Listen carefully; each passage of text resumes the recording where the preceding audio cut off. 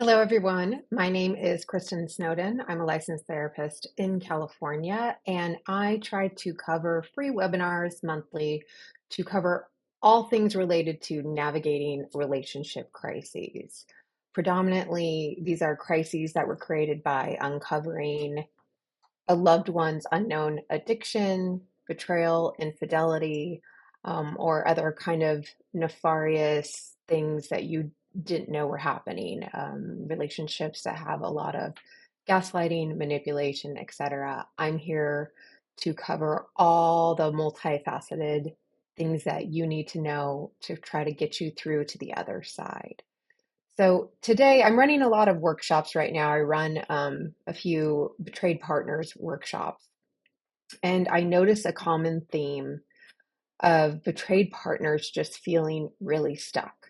I hear the sentence, I want to leave, but, or should I stay or should I go? And they spend a lot of time obviously not only feeling tortured and struggling over the fact that they uncovered this horrible thing about their partner, maybe obsessive compulsive, problematic porn use, sexual acting out behaviors, affairs, spending money in ways that they didn't know about, substance abuse disorders, etc. And they're really finding themselves struggling over those new realities, but also just trying to figure out, what do I do about this? Where do I go from here? I don't know if I can stay here, and I really don't even know if I can go. So if you have those questions going on in your head, this webinar is for you, because I'm going to offer you several questions for you to ponder, things to consider, and maybe even bring up some things that you might have not thought about.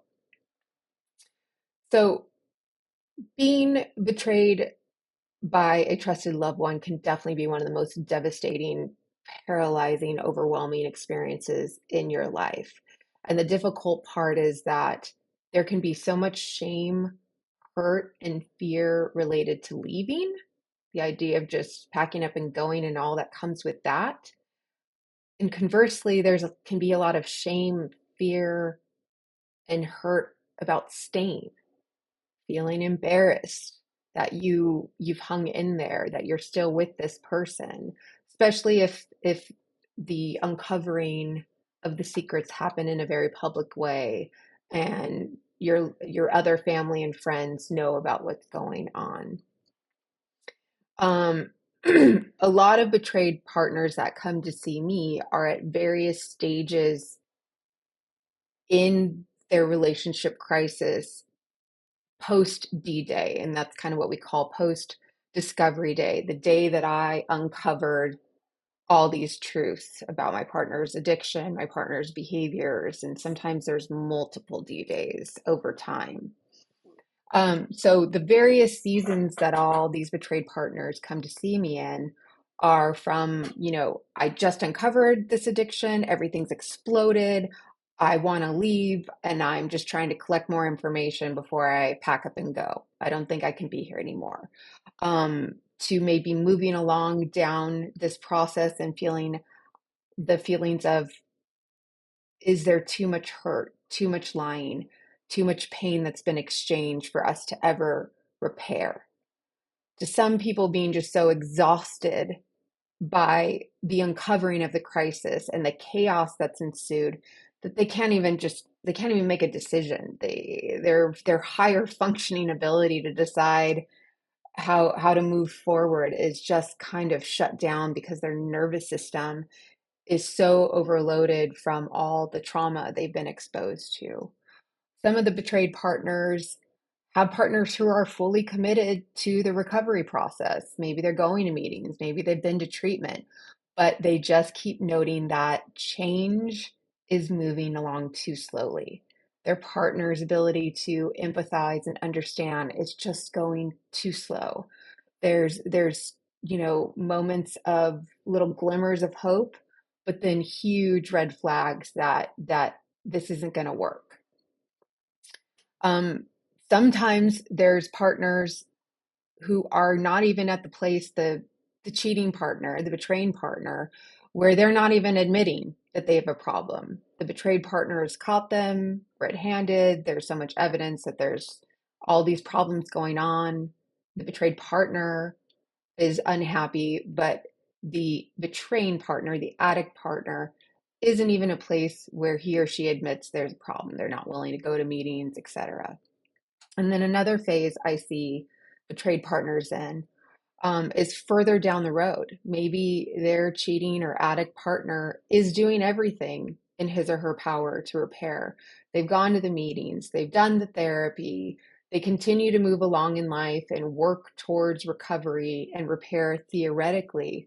But these betrayed partners are still kind of empty inside, saying, I don't know if this relationship is going to meet my needs. I don't know if this is the person that I want to be with.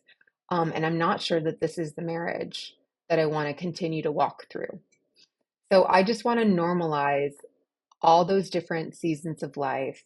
There is no blame and shame in staying, and there is no blame and shame in leaving. This is just simply a webinar that's acknowledging all the multifaceted stories that go on in your head, all the feelings that you have, the fact that one day you are calling a divorce attorney and you are ready to pack up and leave, and then a few things happen and you decide, okay, I can hang out a little bit longer.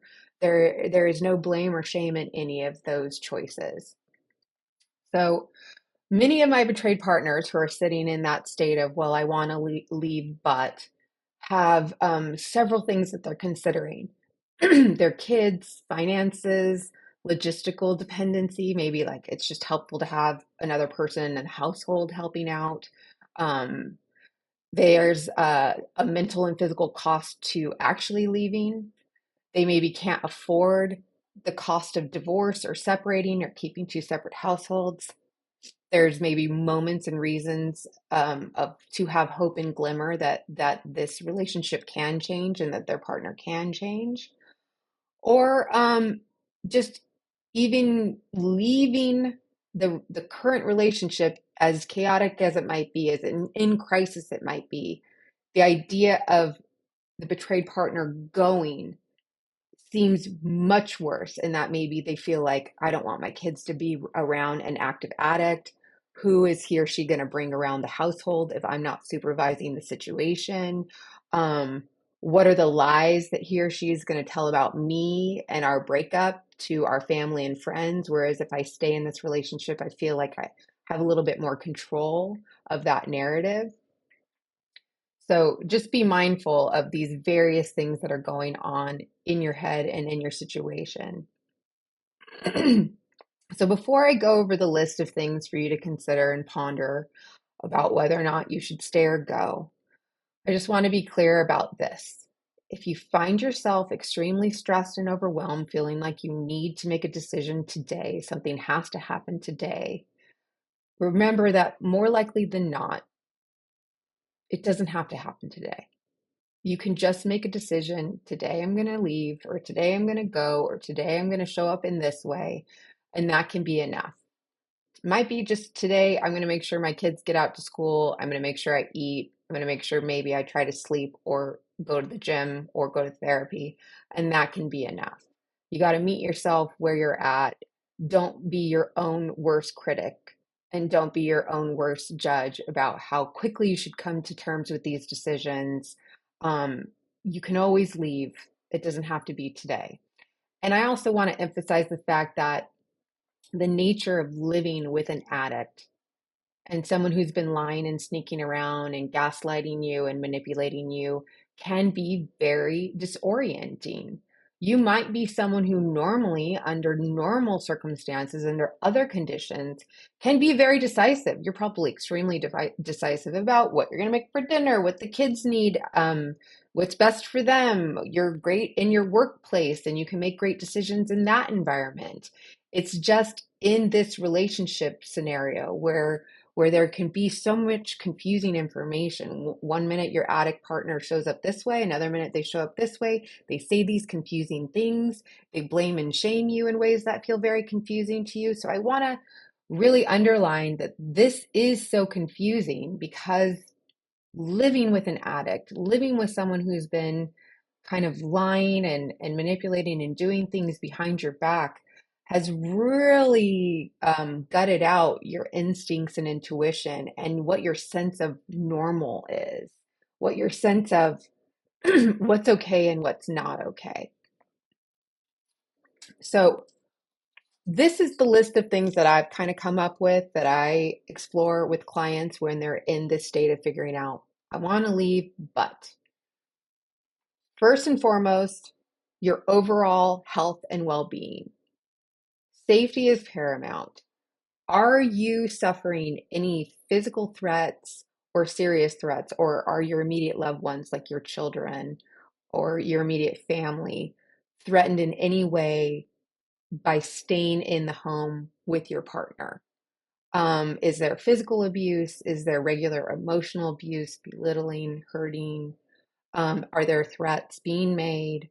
Are the choices that your addict partner is making regularly exposing you to more danger? Whether it's, again, financial concerns, he or she's spending money in a very concerning way, or just continuing to make really poor, concerning questions at work or out there in the environment? Or is your safety being threatened because of the people he or she is associating with during his or her addictive behavior? Because as we kind of know, or as you've learned in this dark world of sexually acting out, or the paid sex community, there can be a lot of shady, scary characters out there in the World Wide Web, etc. And are you exposing your family and yourself to threats due to staying in that kind of environment? So please consider that, because safety is obviously paramount. Second thing to consider is, how has staying in this environment with your partner been impacting your mental and physical health?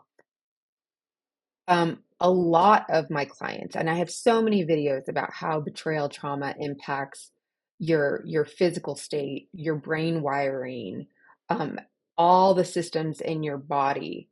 Living in constant chaos, stress, you're not sure when the next hit's going to come.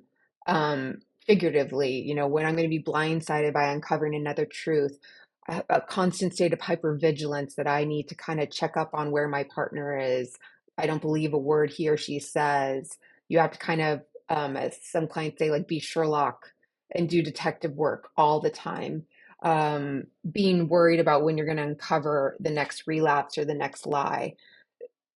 It is so much more than just an emotional roller coaster. There are physical consequences to staying in that state. There's people who get pancreatitis or irritable bowel syndrome, or get autoimmune diseases like fibromyalgia because of the constant state of stress. And not only that, but when your body is a constant state of stress, or maybe even your children feeling that indirectly, or those around you, it impacts your ability to show up in other relationships. So how does your mental and physical health trickle down into your other relationships outside of your partner, with your kids, how you show up at work, how you show up with friends? Or, as many of my betrayed partners say, they just start isolating, they pull away. So consider that. Third, your partner's patterns and recovery process. Assess where he or she is in that process. Where are they? Has he or she ever come clean? Has there been a willingness to admit what he or she has done? The gravity of his or her poor choices. Has your addict partner, your lying or cheating or betraying partner, owned that there's a problem, that he or she needs help to get out of this problem? Is there accountability? Have they stopped blaming and shaming behaviors on you? Maybe if you'd had sex with me enough, I wouldn't have gone out and gotten it somewhere else. Or if, I wasn't so stressed at work, or you didn't need so much time or money from me, I wouldn't have to go find solace in drinking or viewing porn, etc. Have all of those behaviors stopped? Is your partner willing to go to treatment, go to meetings, go to therapy? Has there been signs that your partner is willing to accept influence and learn that I can't do this alone? My best thinking got me into this crisis, got me into these really poor coping skills, these patterns of poor choices after poor choices after poor choices. And I need other people like 12-step community, appropriately trained therapists, treatment environments like Seeking Integrity, other men's groups to pull me out, to keep me on the right path. And it's okay, by the way, if the pattern is in his or her recovery process, 3 steps forward, 2 steps back. That is that is often how it goes. There's just usually not a straight trajectory to like, yeah, I have a problem, I'm going to go get help. It goes a few steps forward and then a little bit, maybe not a obvious relapse, but maybe just old addicty behaviors, lies, sneaking around, manipulation, some blaming and shaming, etc. Fourth question to ponder: what does your support network look like? Do you have the people and help around you to get you through this crisis? Some people will often be stuck and continue to stay stuck, as I call it, in like this purgatory state, um, because they don't have the support group to lean into to help them get out of this disorienting state that crisis uh, puts you in, not just crisis in general, but crisis with an addict. Because again, like I said, there's a lot of lying, manipulation. They can make you feel like it's your fault, like you created this problem, and you really need to be in a group of people who are struggling in a similar way, other betrayed partners. You need to be around those people to help you move through the confusion, the paralysis, the crisis, and into a state of figuring out how you want to move forward.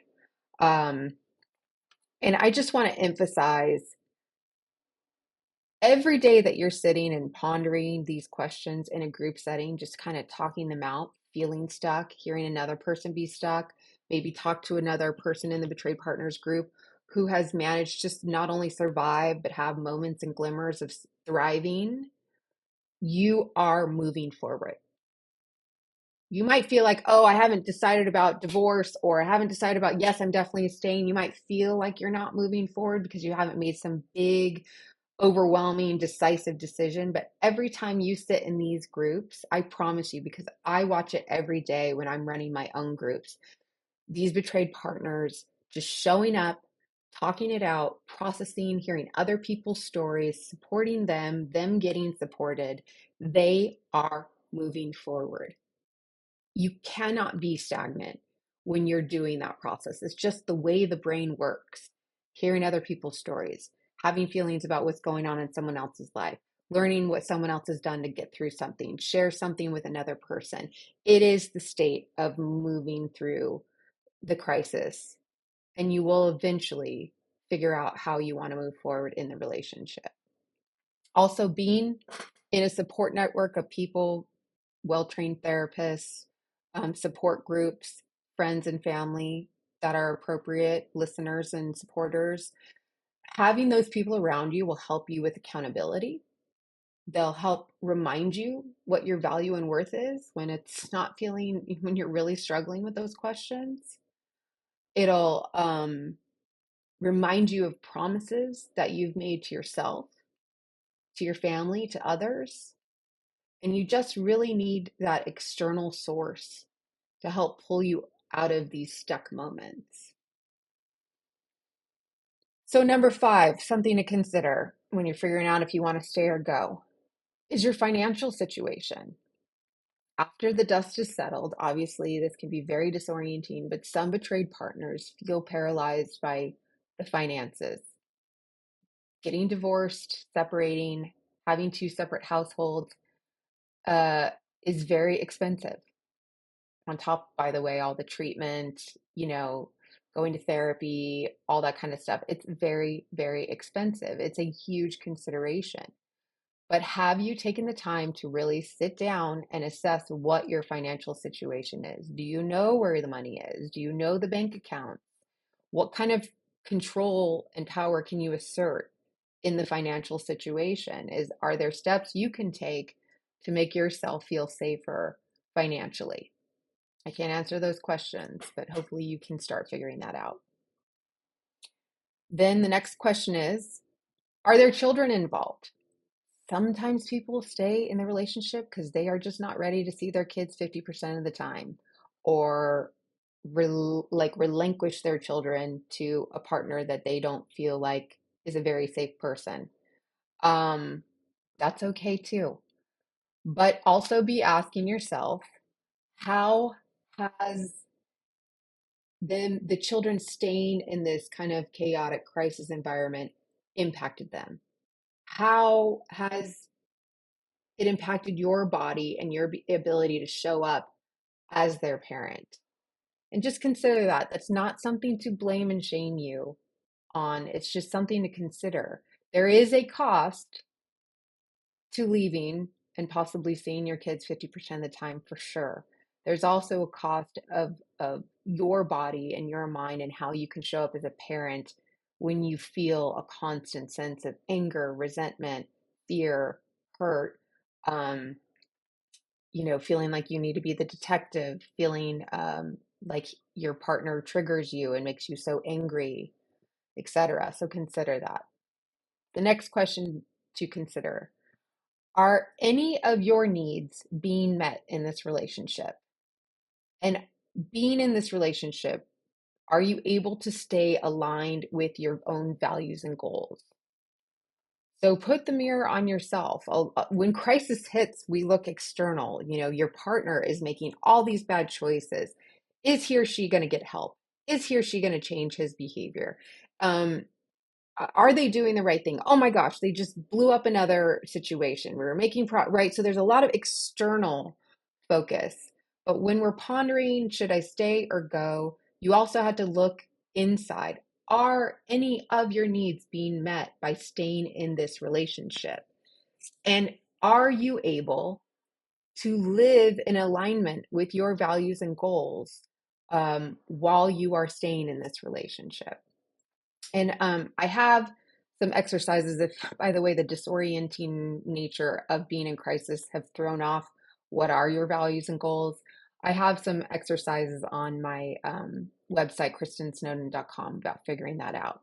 Who am I? What am I? What do I want my life to look like? What do I need, etc.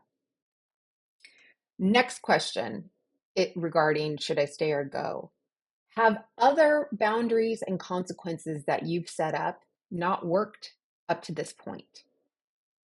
Can the act of you leaving create a significant enough consequence in your addict partner's life that maybe it's an intervention that might help your partner realize the gravity of his or her actions? So again, this isn't any kind of blaming and shaming. That you staying in this relationship is maybe making it too comfortable for your partner or whatever. I listed a million reasons why you can stay in this relationship, but something else to consider is, could perhaps me leaving be a significant enough consequence that might shake my partner awake? Have him or her experience enough discomfort, enough life disruption, enough disorientation that he or she has to turn the mirror on his or herself and take a look at what's going on with his or her choices? What have I done? Because sometimes, again, your addict partner is spending so much time focusing external about how, he or she's been victimized, how he or she's entitled to do this behavior because, and sometimes leaving and removing yourself from the chaos kind of just leaves them with their own thoughts and their own consequences and their own behaviors. The question that kind of goes underneath all of that is, What do you think your partner is getting from staying? Why are they still in the house? Why are they still doing this? Why are they still in the relationship? What are they getting from this scenario? Do you know the answer to that? Have they given you the answer to that? That's an interesting question to ask. And lastly, I always ask this because this is important to know. It's what bridges the dark seasons in a long-term relationship. Is there a foundation of love or respect or hope in your partner and in this marriage versus maybe there's a foundation of just me feeling paralyzed and afraid and hurt and angry? Dr. John Gottman wrote this really great book that's called What Makes Love Last. And at the end of his book, he kind of gives this quiz that asks, is it time to leave? You know, these are some things to consider about, is this relationship working? There's been betrayal. You're trying to repair. But is it time to leave? And he asks so many really great questions that I'm going to kind of just fire off to you for you to list and consider. How often do you feel disappointed in this relationship? How much of this relationship, in the longevity of the relationship, have you felt disappointed? Do you like any of your partner's traits or characteristics? Are there parts of your partner you still actually like or value? Do you have positive memories of your life with your partner? Again, either previously, before D-Day, or now in this recovery process. Is your life with your partner predominantly chaotic? Is there a long history, again, pre-D-Day, after D-Day, a history of extreme chaos, feeling blindsided, feeling like you've kind of suffered due to your partner's poor choices, etc.? Do you feel like your partner is predominantly, or as some betrayed partners say, constantly, compulsively, and obsessively selfish? Do you feel like they're incapable of considering you, having empathy for you, having empathy and responsibility for themselves and how they show up, and empathy for you? Does the relationship have a high level of belittling, mockery, name calling, just hurtful, emotionally abusive type behaviors? Are there any times in your relationship where you can be a teammate with your partner? Again, before D-Day, after D-Day, are there times where you can still act like you are partners, teammates? Do you like spending time with your partner at all? Are there moments where you have connections with him or her? Are there moments where there is a level of emotional or physical intimacy or affection? Again, maybe before, maybe after, maybe glimmers of it here and now and again. Moments. We're looking for just glimmers, little slivers of them here. Do you think this struggle and the work that you're having to put into repairing this relationship, do you feel like it is worth it in the end? Do you feel like your partner seems to love you? Or are there any actions he or she does to make you feel loved or make you feel like he or she is committed to repairing this? Do you feel like your partner hurts you on purpose? Do you feel like your partner respects you? These are all really great questions to ask when you're trying to decide whether or not you should stay or go. What I always tell clients to just close out is that when clients are saying, I'm not sure if I want to stay, if I want to leave, I don't know what to do. First of all, I always say, I've watched this happen a million times, and it happens very organically. The more you talk about it, the more you lean into your group of support, you will come to these decisions organically. But the other thing I always say is if you decide to leave, don't ever leave a relationship because you think there's something better out there. I don't really find that to be helpful to think there's going to be some other partner or some other scenario that's going to fix my wounds and help me heal. I always say that one should leave just because they can't be here anymore. They can't be in this environment. They can't be in this space with this person anymore. And that's usually a more productive, healthier framework from which to move through to the other side. Again, my heart goes out to anybody that is in this space because it is a painful, painful place to be. But I do encourage you to find a betrayed partners group, people who do suffer and struggle in a similar way. Maybe they're further down the line. Maybe they can offer you support. You can offer them support. I have live workshops like that on KristinSnowden.com. Seeking Integrity has so many great groups. There's really great groups and places and spaces for people. And I think that's going to be one of the most important steps you take to move you through this big question of should I stay or should I go? And that's it. It's great stuff, and it really is, a question, and we hear this often. And you talked about it. There is zero judgment. Everybody's making their own choices, and so this is great information. I was thinking, as you're even asking the questions, they're not all of equal weight. It's not, like some of them, like that's more high value, like with children or whatever. Like there could be something that is a bigger deal. So it isn't like, well, I scored a 3, like this is not a magazine, quiz. This is like your life. But I think just having the ability to reflect on these and to really pay attention to, like, because you're right, it's easy to get all trapped up in the chaos and and all the external things, and to be, willing to, and, I would encourage journaling, because I think if you are writing out this, information, you're going to get probably more to your heart truth than, the headspace stuff. I was thinking, with number 5, and I think with the children too, the 5 is the financial situation.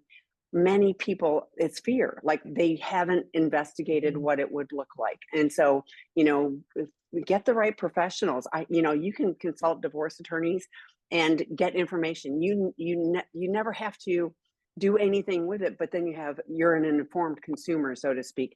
And same with children. If there's children, of a certain age, especially young children, then, the things really vary, state to state, country to country. I was talking to somebody, outside the US, and the laws and how things happen are different. You need to know, and having that information rather than having it, do the tennis match in your head where, like you're going, I don't know. I was thinking, though, it's also, like, yeah, I don't have to decide today, but it's also can be kind of the trap. So I think it's really important to ask these questions and probably re-ask them like every, so often, and see if you're seeing, some progress. Because, like, do you visualize 3 years from now, if things are the same, are you okay? And you could be great, all good, but I think it's helpful to kind of have some gauges as to what could be useful. But I love these. I was laughing a bit when is your person able to not be selfish? And I was like, early on that question's going to be no, they're always selfish, always, so I think it is it's a gauge, if you are seeing progress, and like you said, some forward movement, some back, but you're seeing, I often use here we are as a couple, and if we're moving towards each other, it won't be a straight path. It's not linear. It's not like, we do everything perfectly, but we can make progress. And if you're seeing, well, I'm working towards this, but my partner isn't, that's more data. And I think a lot of it is, and you're right, there's the shame of staying or going, particularly when people know but also the isolation. I haven't told anyone about this and I'm feeling so alone and I'm trying, Right. so get help. So glad you're here. Get help. This is going to be posted on the, on the website, too. Most betrayed partners want to feel loved. They want to feel supported. And they don't want you to feel like make them feel like they're weird or wrong, that they have all these questions because they've been lied to and deceived, and so much of their life just doesn't make sense anymore. And by the way, they don't just question like the incidences where you were lying or sneaking around. They just apply a general wide swath that like maybe everybody's lying, maybe I'm the only one that is, being in the center of this whole made up world where everybody's manipulating me and I have no ability to determine who's bad and good in this world. So being patient with your partner while they ask all these questions, and say, yeah, it must have made you feel really unsafe. How can I help you feel safe? That's the most important thing, is that you just hang in there. Um, you empathize with the fact that if they're asking all these questions and they look dysregulated, it's because they're in a state of feeling unsafe and they need reassurance from you. They need support from you. This person was also saying, I'm not sure the right words and Mm-hmm. I don't know what to say. Is when your partner's sharing with you, you can kind of do one of three things or all of the three things, which is just listen to Mm-hmm. understand, or your partner might want you to respond and answer some questions, or your partner might want you to act, do something differently, give them a hug, um, something like that. They, like it or not, in that moment, their nervous system might be telling them they need this or they don't need this. So you have to kind of ask, do you want me to just be a listener? Do you need me to say anything? Do you want to hear what my thought process was when I did that? You look really upset. Can I hug you? Those are all just kind of questions in the moment that you have to ask to understand what they need. I know it doesn't sound very romantic, but there's no mind reading in healthy relationships. It's really just kind of a biofeedback loop system. And you're saying, okay, you look dysregulated. You look like you're not feeling safe right now. What do you need from me to help you? And if you say, "Can I give you a hug?" and your partner says, "No," don't take it personally. I mean, like this is, or don't go, "Well, I've tried everything." Like, don't throw up your hands and go, like, "I've tried. I can't. I just can't." Like, don't give up. Try something else. And it's not personal. It's like in that moment, that's not what that person needs. Okay, there's other options. So thank you for this Zoom. Married 14 years, D-Day 12 years ago. We only started the process with CSATs 3 years ago. I've been going to groups and seeing my CSAT all along and getting stronger. My SA husband went on and off slips and relapse every few months. I was feeling so unsafe. So 8 months ago, I had enough and told my husband, if he does not get into recovery and has a relapse again and does not tell me within 24 hours, I will separate. And sure enough, he stopped going to his CSAT and then relapsed. So we have been separated for 8 months. I'm feeling so much safer, even though he is not in recovery or sober. I don't want to divorce because he comes to see the kids. He helps with shopping and rent. But is this the right thing for my kids, myself, and my husband? I don't want to hold him back. Am I enabling him? Complicated question. Right. A great, I appreciate you sharing this story because I Yeah. think, well, I personally have a lot of betrayed partners that are in this in between state, right? They're not fully 100% divorced and kind of moving on with their life, whatever that may look like. But they're also not living as an entire family unit together, kind of as we understand Hmm. that family unit to be. I don't know enough about you, your kids, your husband to know how it is impacting all of your emotional well-being. But I do think it's a pretty significant sign that you said, hey, ball's in your court. I have to leave with the kids if you don't get sober. And his choice was to stop getting help and relapsing. So I hear that it's extremely reasonable after, 12 years of going through this back and forth for you to separate. And the biggest thing I hear is that you feel so much safer.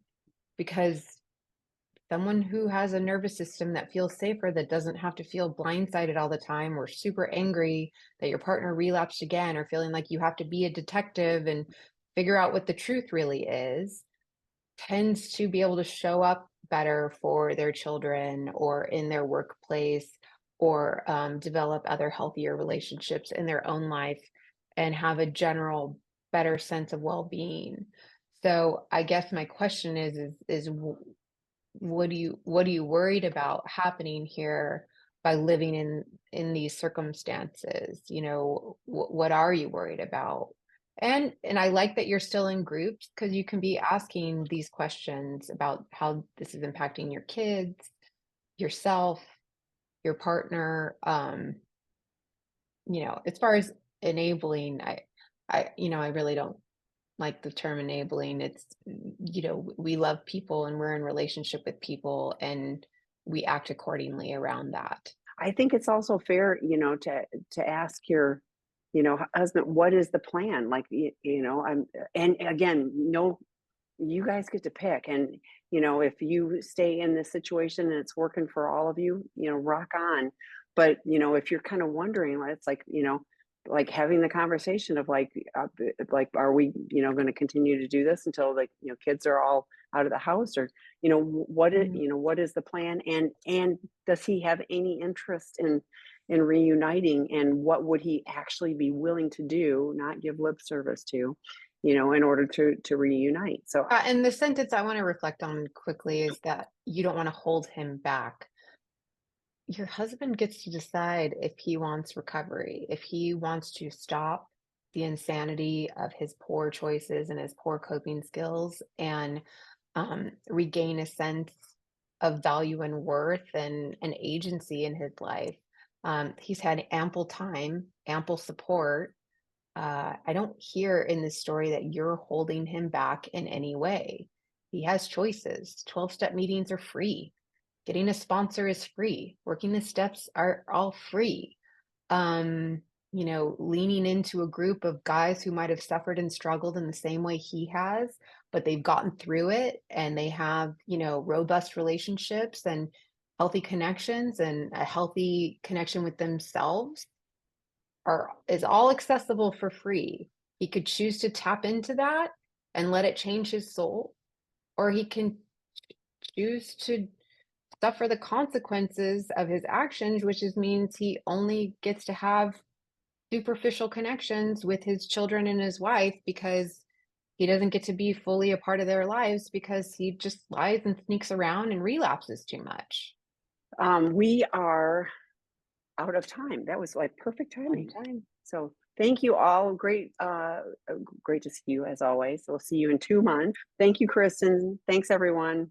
Thank you. Thank you so much for joining us. Bye.